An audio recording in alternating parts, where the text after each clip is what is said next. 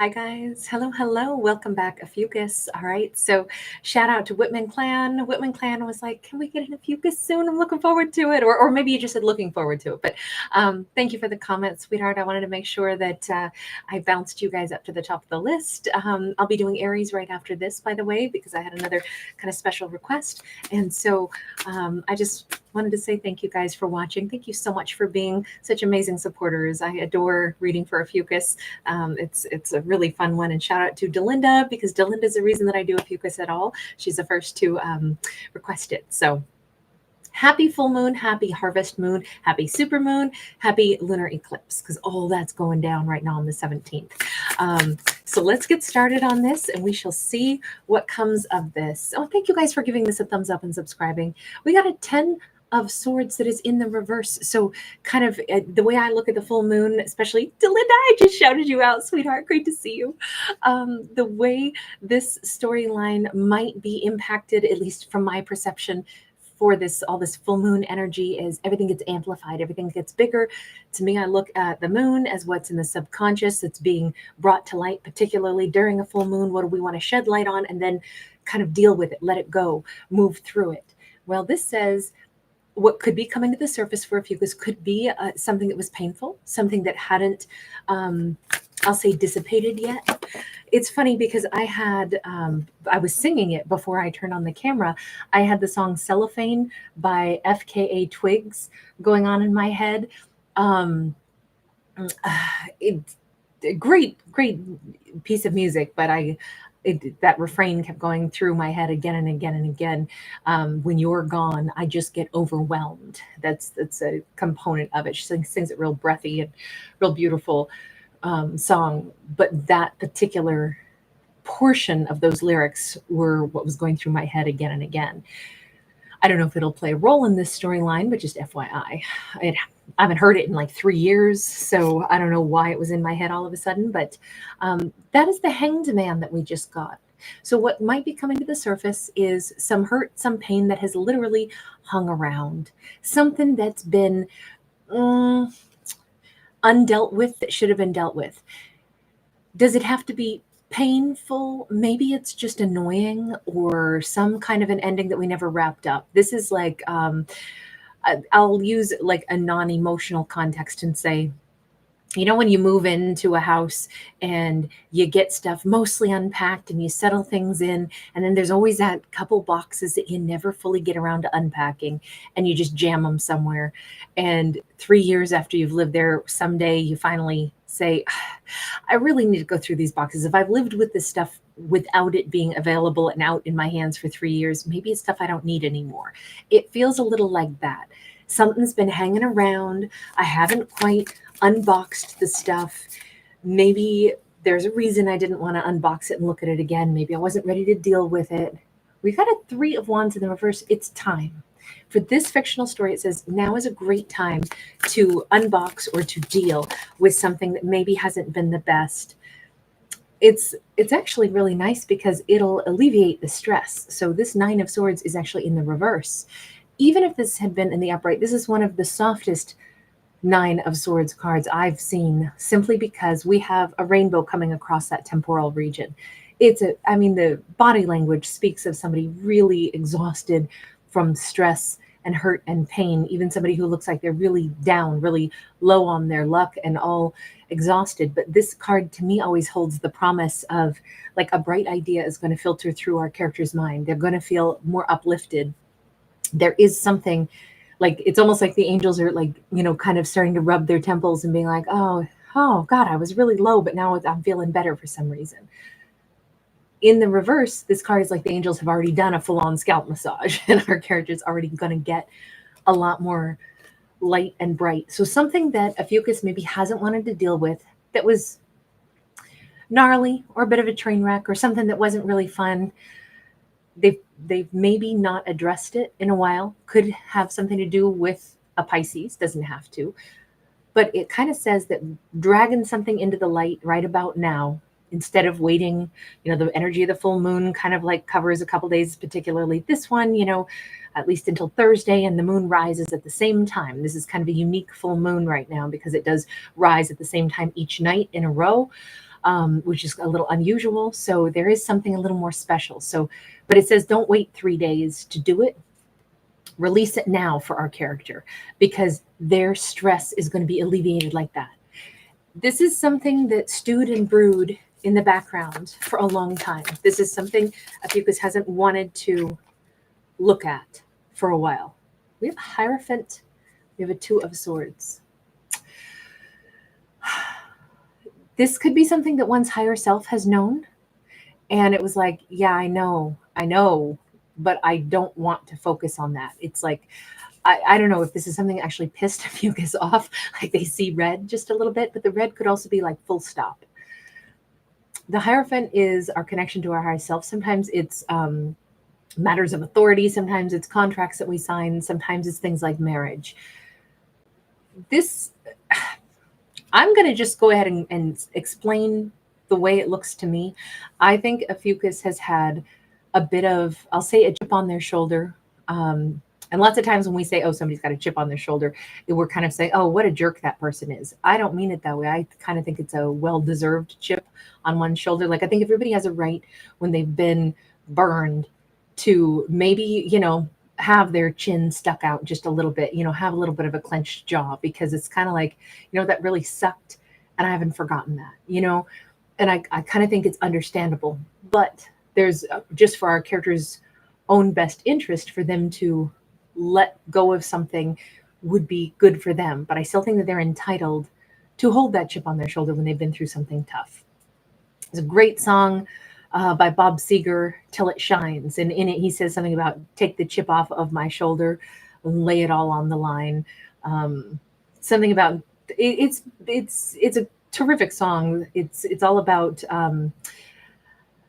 he's such a great lyricist, but it's kind of, you get the image of somebody who's been alone for a while and somebody who would actually like to maybe believe in love again, but there's certainly been some pretty, powerful, lonely moments that the singer has experienced. It's a super meaningful song. It's probably one of my favorite Bob Seger songs out there. But I almost feel like that's the best way to describe our Ophiuchus. If they have had a heartbreak, if they have had a painful ending, specifically something to do with a marriage partner, somebody that they should have been able to rely on, trust, somebody who said forever and then maybe turned out it ended badly.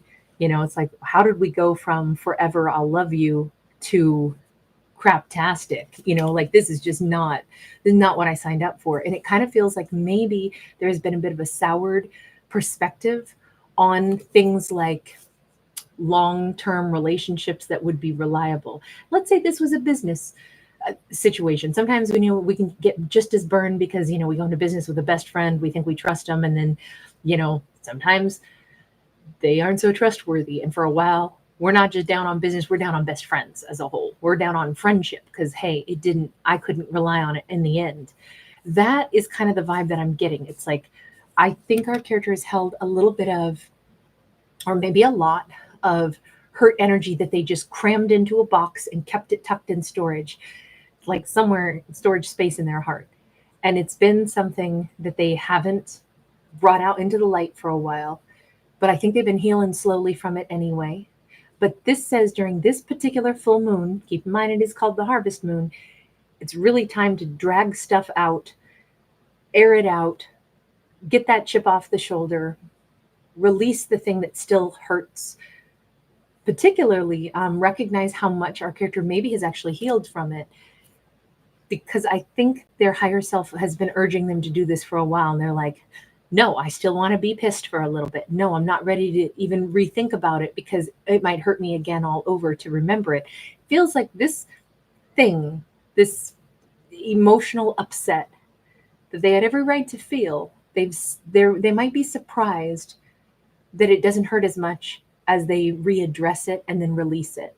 There's something special here. When I said, well, it is the harvest moon, this literally is the time for kind of like collecting abundance. And I wonder if our character hasn't realized just how much they've healed until they readdress something. It's like, oh, wow, I thought I was still just kind of holding on to the hurt, but I realized something inside of me has been healing that hurt, and it doesn't hurt as bad anymore. This is like when we don't want to reread the last horrible message that we had when we, were texting back and forth or emailing back and forth with an ex, or that phone message, a voice message that's still saved because we were so highly charged and so upset at the time. And then a couple years pass and somehow we unearth it and we finally reread that and we go, this is actually laughable. Oh my God. Who cares now? Who cares? I've healed a lot from this. It doesn't even hit the same way anymore. In fact, it feels ridiculous. If they wrote me something nasty, I don't care anymore. It's ridiculous. That very well might be the energy for this fictional character. We've got a 5 of Pentacles sideways. We got the Wheel of Fortune, but we can't escape the message because we got the same message coming up again and again and again in this storyline. We have got letting go of the hurt energy, letting go of the feeling of vacancy, any feeling of being left out in the cold. Everything is changing or already has changed. And this is just Ophiuchus recognizing it, like somewhere along the lines, I stopped actually being triggered by that. I stopped hurting over that. I just didn't know it until I haul it back out and acknowledge it. I've grown a bunch. I'm beyond this now. It actually doesn't have the power to hurt me. In fact, if anything, tough luck for them. They ain't touching all this good, all this yum anymore. Tough luck for that ex, that old, if I was married to somebody, they had access to a pretty fantastic ride that they ain't ever riding again. I mean, sometimes we feel very different. I'm not the one who missed out. They missed out on me. And it's not a false pump up, and I'm better without them. No, I think this is super sincere. And the reason I think that is because all of this says our character was deeply wounded by something. But what they hadn't realized is just how thoroughly they've actually healed and how little some of this bothers them anymore. And sometimes airing stuff out, hauling it out is the only way to readdress it and say, I don't care about this anymore. Here I've been worried and almost fearful to ever think about it again because it might upset me, not realizing I'm so over that. That was like, oh my God, that was so middle school, that whole fight that we had. In fact, the person that I married back then, I was a different person. I can't even believe I would never be attracted to them. Sometimes looking at an old picture of an ex, you're like, oh, why did I think they were so cute? They're not cute. There's times when we look back and we have maturity, we have wisdom, we have, this Wheel of Fortune is literally like the clock of time, passage of time. Look at that. When we recognize I'm not the same person as I was before. So there's really zero possibility that I'm going to feel the same way that I did once upon a time. Like this to me is, remember the shows that we used to love as kids? And then sometimes as an adult, we go back and we rewatch it and we go, I thought that was like mind blowing. Like I was like that with, I'll say MacGyver. Still love MacGyver, not knocking it. But as a kid, I mean, he was the coolest ever. The stuff he did blew our little minds. And then as an adult, I rewatched some of the originals and I'm like, 12-year-old me was easily impressed. And, it's campy, good fun, but it's not exactly the masterpiece that I thought it was when I was 12. Same thing. The people we dated, even sometimes 7 weeks ago, we can mature a lot in 7 weeks sometimes. And we look back and we go, why on earth was I so devastated that person and I are not going to be planning a future together? I wouldn't even want that future with them. In fact, I'm a lot different, even if only 7 weeks has passed. Sometimes we change a lot. This, I doubt it was 7 weeks. This looks like a big thing. When we're talking about tens, we're talking about big stuff. This was like an era of life that is over. This is a big long-term connection or career path or something. And that's probably the other reason. No matter if something ended well, if it's big and important and has taken a lot of time and investment, I think anything that ends after a long time of being familiar with it, putting our energy into it, even if it ended amicably and we wanted to let it go, I still think there would be something to grieve because endings are tough. And I think that, at least I would say, I've always kind of, even if I moved away from a place that I didn't want to live at anymore, I'll still have those pangs, like, wow, this is the last time I'm going to see that particular mountain. Because even if I didn't love living here, I always liked that one view of that one mountain and I won't see it again. There's a little melancholy or there's a little something, I'm going to miss my favorite restaurant because I'm going to be 350 miles or 2,000 miles away from, what I knew for the last 4.5 years. Even ending something that is on our terms and that we want and we're excited about a new beginning, there's still going to be a few things that will make us, grieve. But when something ends badly, then we're ending in, we've got the grief and we've got the other mixed up emotions of like, wow, what the hell happened? I'm bitter. I'm upset. I'm glad it's not in my life, but I also somehow don't want to feel like this. And I kind of think that's what this was. I think it was a really unnecessarily painful experience for our Ophiuchus to go through. But what I will say is for some reason during this harvest moon, it's not time to like revisit the past so that we can say, okay, how bad does it still hurt? It's more, let me compare who I am today versus who I was when I went through something tough. God, I'm a Queen of Wands now. The Queen of Wands is our sexiest, most self-possessed, most definitive, swaggering queen or king. They move with their heart first. They go after what they want. They have high expectations that it better please me. I'm not doing something that doesn't please me. They're not unkind and they're not selfish. They're actually really loving, but they know better than to, say, I love you, so let me see if I can, lay out the red carpet and convince you and persuade you and beg you to stay with me, because they've got a lot of pride too. They don't do that. They have high standards for themselves and high standards for anything that they bring into their life. It's because they want to live a really good quality life. And they really do. This is not an arrogant person, but they don't have any qualms about saying, yeah, I got a nice bod.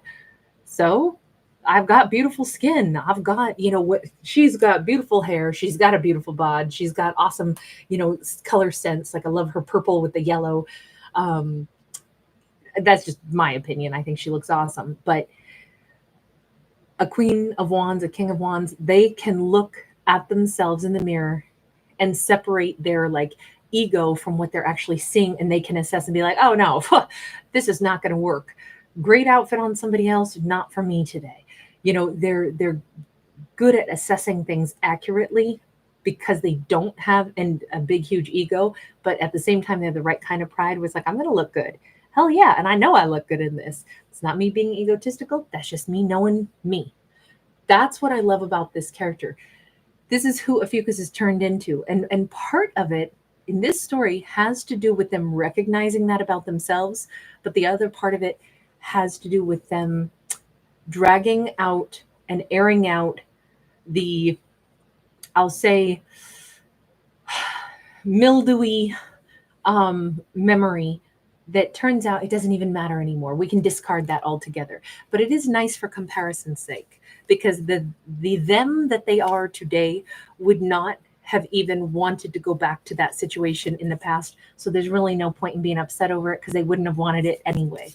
Like this Queen of Wands does not waste her time saying, well, no, I don't want to be with that ex, but I still think I should be hurt and mad about it.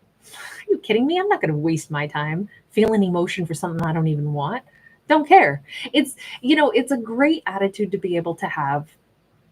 Like if, especially, they always say,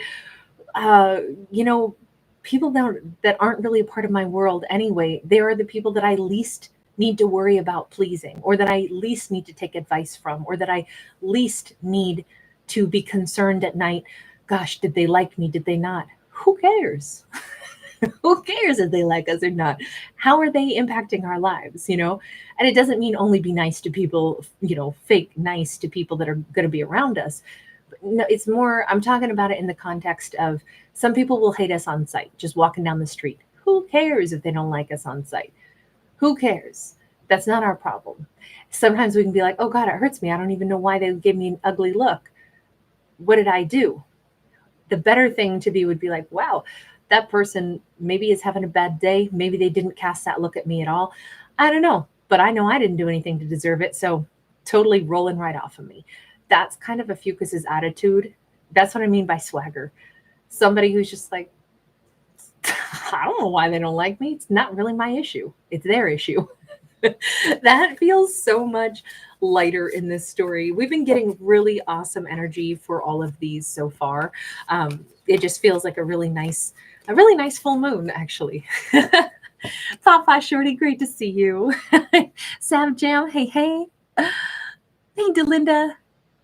Oh, did you move from Alaska? Oh, that's wonderful. I've never been there. I always thought it looked just beautiful.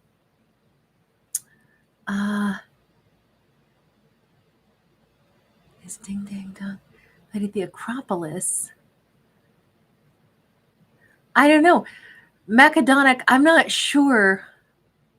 I'm still not sure who was playing at the Acropolis, but that's awesome. Contented Tiger, hi. Hi, Jamie Swisher. Great to see you, honey. Hey, Cindy. San Juanita's in the house. Great to catch you. I love it, Delinda. Hi, Alley Cat. Great to see you guys. Bernice, Ms. Hermit, Lainey Gomez. You guys are awesome. Thanks so much for hanging out. All right, I'm going to bounce on out of here, and I'm going to get over to Aries next. I'm going to do that one live as well. Guys, thanks so much for being here. Thanks for giving it a thumbs up and subscribing, all that jazz. Hey, Eve's Way. Well, you know what? The reason I do Ophiuchus is all because of Delinda. Many, many months ago, well, years ago now, Delinda asked me to do Ophiuchus, and Delinda's in the house right now. So I always say, Delinda's the reason we do Ophiuchus parties. I love it. Bruce Reed, how are you feeling, honey? You continuing to recover? I'm always so happy when I see a message from you, sending you lots and lots of good vibes as you continue to improve. I'm glad you like the aesthetics. It's a big old moon, isn't it? I got this one and I originally was just using it in the members corner, but once I've used it there, then I will introduce it onto the channel. But I kind of like, you know, one at a time, I introduce different things into the members corner first, and then eventually I use it here too. So it's new on the channel, but it's not new in the members corner. Aspen Angel, great to see you. Thank you so much. Oh my gosh, that's amazing. Bruce, that's wonderful. Possibly going home on your birthday. I will think really good thoughts for you. But in the meantime, I'm so glad that you have good care around you as your body is fully healing. Lots of love to you, honey. Bye for now. I'll see you guys in the Aries video. Bye.